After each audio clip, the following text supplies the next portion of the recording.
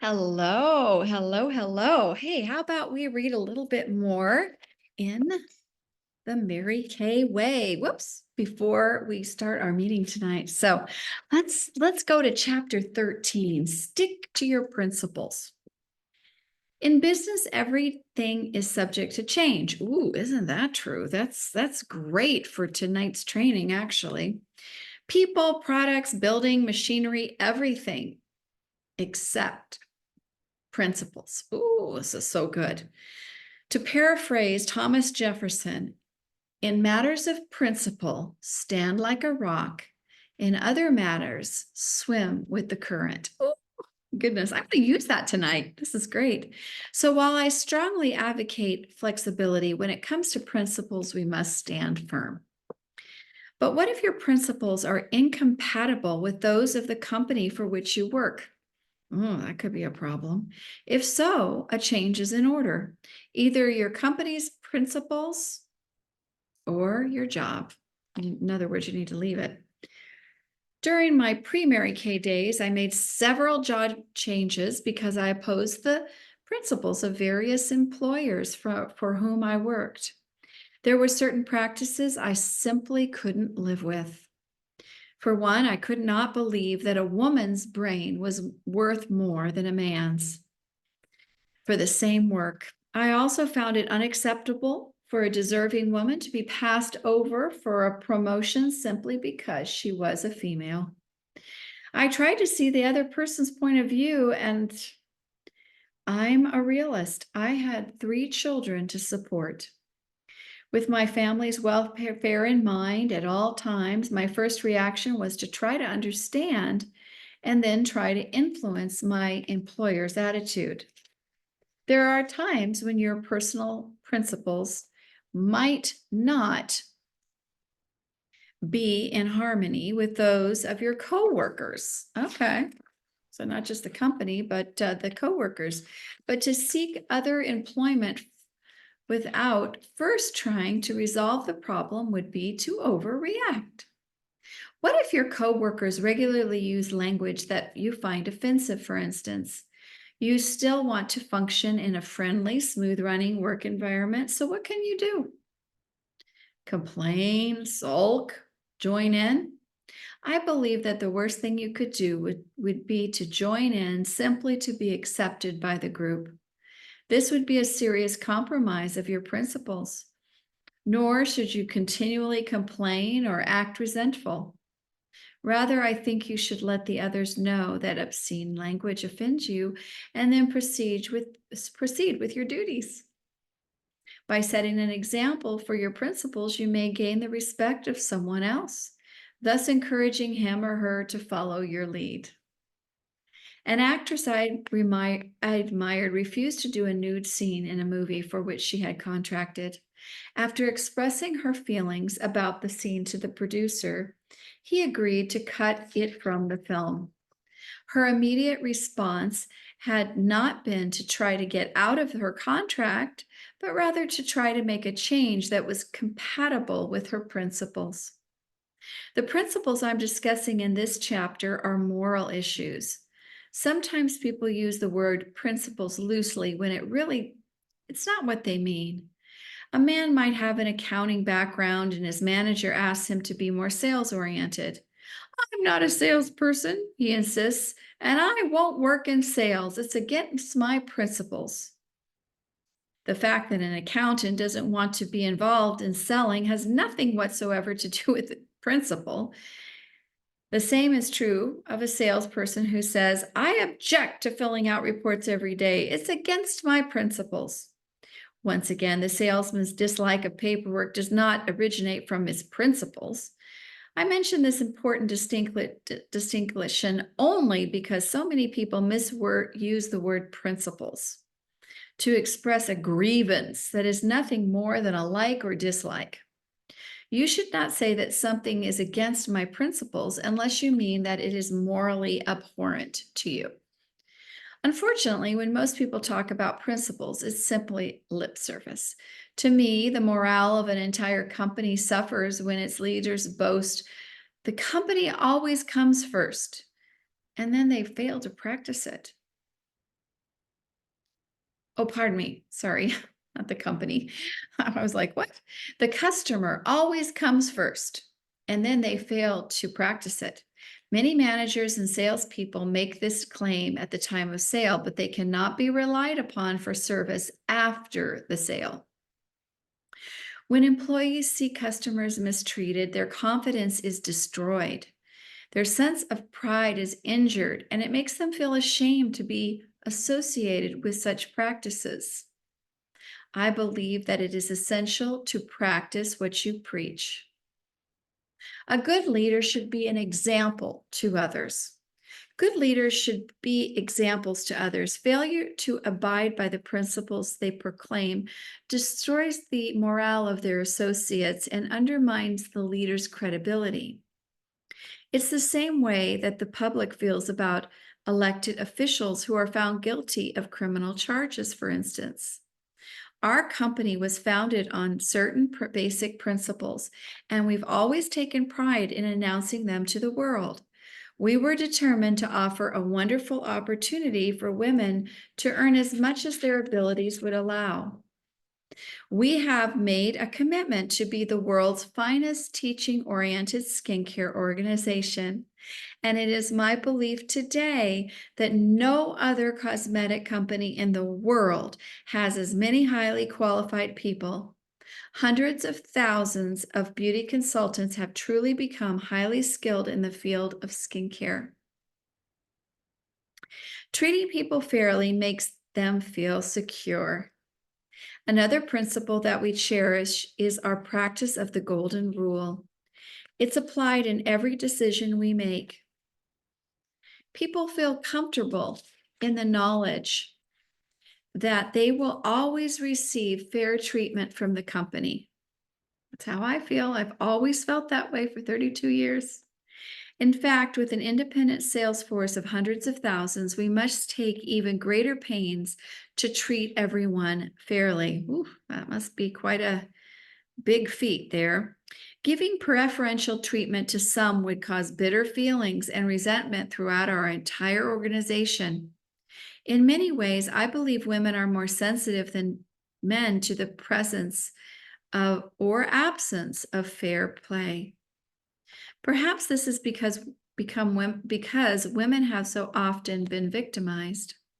Consequently, since we have one of the world's largest independent sales forces, and since that organization consists primarily of women, we're always alert to the need for equality. Women and men alike feel secure when they're treated fairly. And in our organization, they know they can depend on it. Our people also know that we are sincere when we tell them that our principles are God first, family second, and career third. Yes, our leadership team does consist of hardworking, career-oriented people, but over the years, we've demonstrated that God and family take priority over our company. And all religions teach us that we are placed on earth to help our fellow man. Yet, while I believe God has been instrumental in the growth of our business, I am careful to avoid preaching. Since our people represent all faiths, I never try to impose my religious beliefs on others. I do, however, let it be known that God plays a very important part in my life. I have always believed that when you put God first, your family second, and your career third, everything will work out. When the order of those priorities is changed, nothing seems to work out. Putting family before career. I believe that leaders must respect the sanctity of family. And the only way you as a leader will ever let this priority be known is by demonstrating it in a as a family-oriented individual who truly loves his or her spouse and children. Yet it's not enough to love your family. You must spend time with them and let them know that their happiness will never be sacrificed for your career. I realize that there are those who scoff at this philosophy. To them, work comes first. If a mother arises one morning to discover a seriously ill child, this type of leader would say, get a sitter or make other arrangements. Your place is at the office. If a father asks to be excused one afternoon to watch a child be inducted into the National Honor Society, a callous boss would say, there will be other award ceremonies. But I believe that it's wrong to ask anyone to abandon a sick child or forgo an important family milestone. I have always functioned at a pace and with God-given energy that would qualify me as a workaholic, she says. And when I was raising my 3 children, their needs came before my job. You see, they were my motivation for working those long hours. We encourage the same balance in the independent sales force. I understand employees who wish to ensure that they will receive, I understand employers who wish to ensure that they will receive an honest day's work from every employee. But we trust people to be as fair and as responsible to their jobs as we are to ours. And so at Mary Kay, we are pleased when people place their careers in third place behind God and family. We believe this is the way it should be. Not long ago, the value of this principle was reinforced in a very personal way. 7 weeks before his death, we were told that my own dear husband, Mel Ash, had cancer. It was a period that forever changed my life. Initially, we didn't know the extent of his illness, and Mel encouraged me to continue to work as usual, but I didn't want to leave him. I would sit with him most of the day, and when he would nap, I would go to my desk and work on whatever was urgent. A year earlier, I had been invited to speak at the General Federation of Women Clubs convention to be held in St. Louis.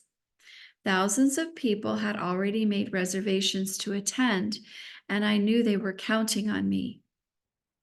Mel said he would be fine and that I should go, but I was torn between my responsibility to him and my responsibility to my commitment.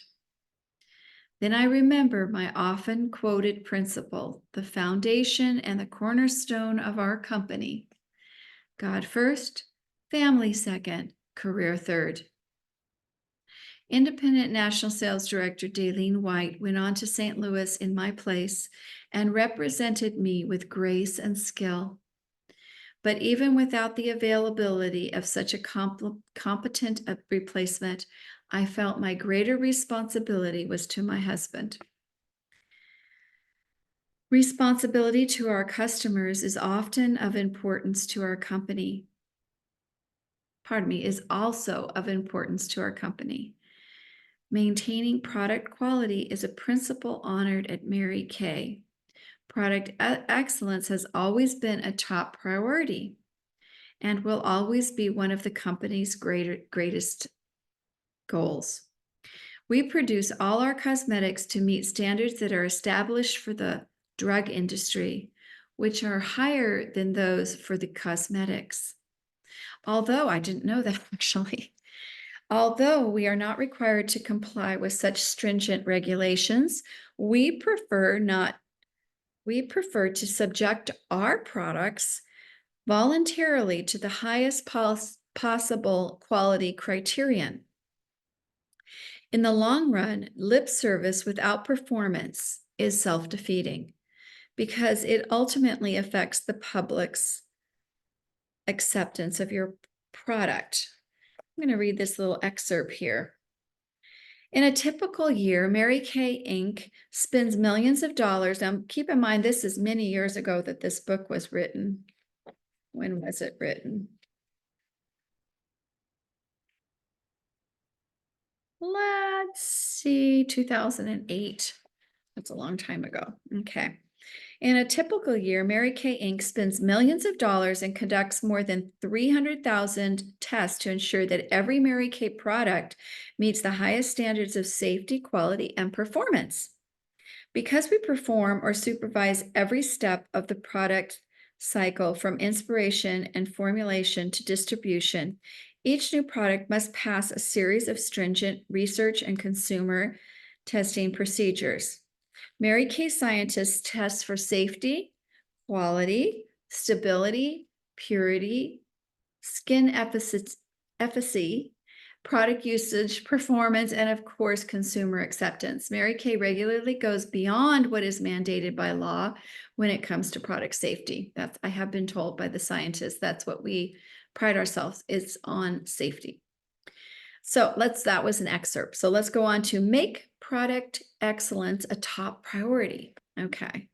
Not only do we take pride in our products, we offer 100% money back guarantee on all merchandise we sell. If a beauty consultant's customer is not completely satisfied and sends back the unused portion of the product, she'll receive a full refund. This is true even if the container is empty. That happened one time where a person almost used the whole thing almost, but I was happy I gave her back her money. Or the beauty consultants who, let's see, that this is true even if the container is empty, or the beauty consultant who made the original sale is no longer with us. Good for her. Good for Mary Kay. No matter what the length of time, oh my gosh, between the date of purchase and request for refund. We make outstanding products. No refund requests affect, let's see, we make outstanding products, so refund requests affect a very small percentage of our total sales. Our refund policy is generous, and we want consumers to be happy and satisfied with products and services they receive. We want the beauty consultants and company employees to be happy too and proud of what we do. If any one of them is not happy, we all suffer. In our business, satisfying people's needs is what we're all about. It's another one of the principles that we live by.